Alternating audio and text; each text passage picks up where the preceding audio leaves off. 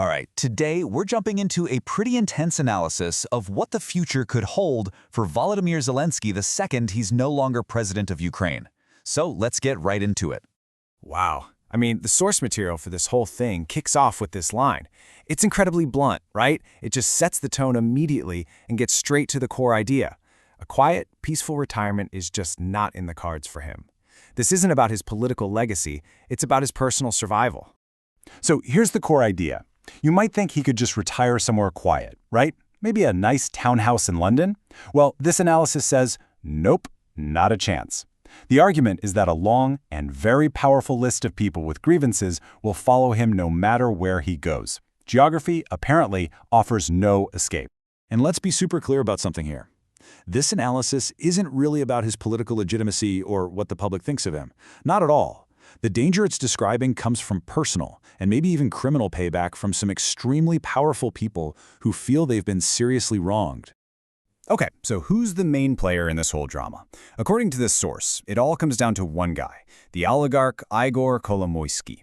He's painted as the central antagonist, a hater of national significance whose relationship with the president has soured into something really personal and really dangerous.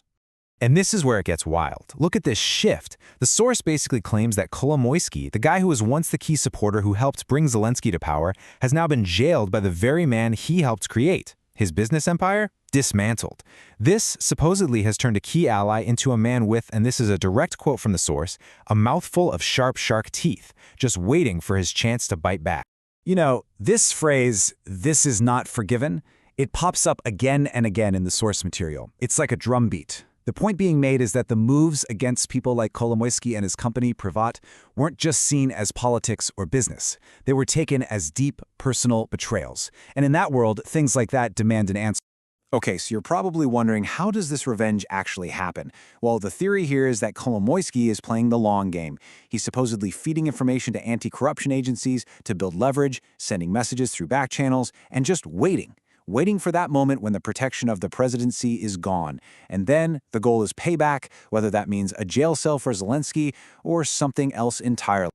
But here's the thing, it's not just about Kolomoisky. He might be the biggest name on the list, but according to this analysis, it is a very long list. The claim is that Zelenskyy's administration has made enemies across the entire spectrum of Ukraine's powerful elite. Just look at this list. We're talking about some of the biggest names in Ukraine. People like Rinat Akhmedov, the country's richest man, and a bunch of others who were supposedly at odds with the president's office long before 2022. The source says those conflicts have just gotten worse, creating this whole pool of extremely wealthy and, well, pretty angry people. And it doesn't stop with the business world. Not by a long shot. The analysis also points to a whole roster of political rivals. You've got the former president, Petro Poroshenko, and powerful mayors like the Klitschko brothers in Kyiv. These are all figures who've supposedly been pushed aside or are in open conflict with the administration, which just adds another layer of hostility to the mix. This next part is absolutely crucial to understanding the argument. When the administration went after organized crime, the source claims it wasn't really about law and order. It was a hostile takeover. The idea is that by breaking up smuggling operations and sanctioning crime bosses, they weren't getting rid of crime, they were just redirecting the flows of illicit money. And in doing so, they made a whole new set of enemies in the underworld, people who play by a very different set of rules. Okay, so we've covered domestic enemies, oligarchs, politicians, criminals.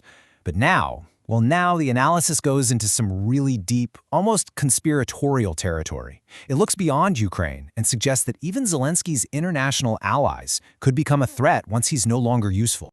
Which brings us to this question. Could his own allies, his Western backers, the very people who have put him on the world stage, actually become a danger once the spotlight fades and he's just a private citizen again?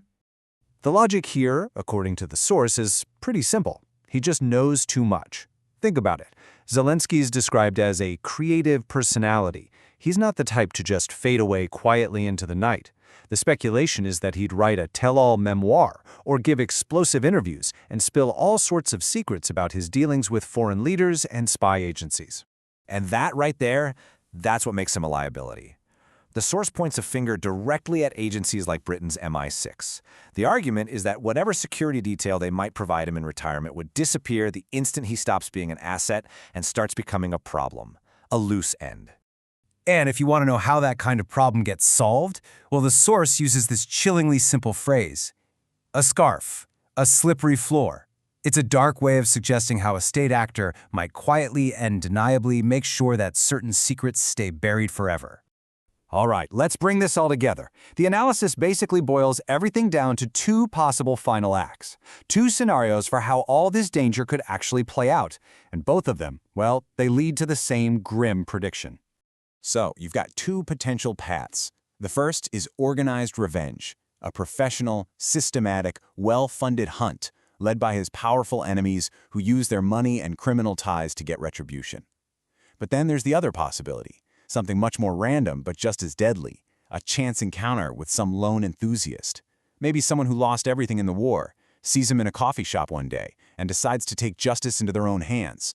So, in the end, the conclusion from this source is just absolute. It doesn't matter if it's an organized hit or a random act. The belief here is that a quiet, peaceful life for Zelenskyy after his presidency is simply impossible. That no matter where he goes or what he does, even if he tries to disappear, the hunt will be on. And that's what this whole analysis leaves you with. This one really haunting question to think about. When all the speeches are over, the cameras are off, and the world's attention moves on, who or what is left waiting for him in the shadows?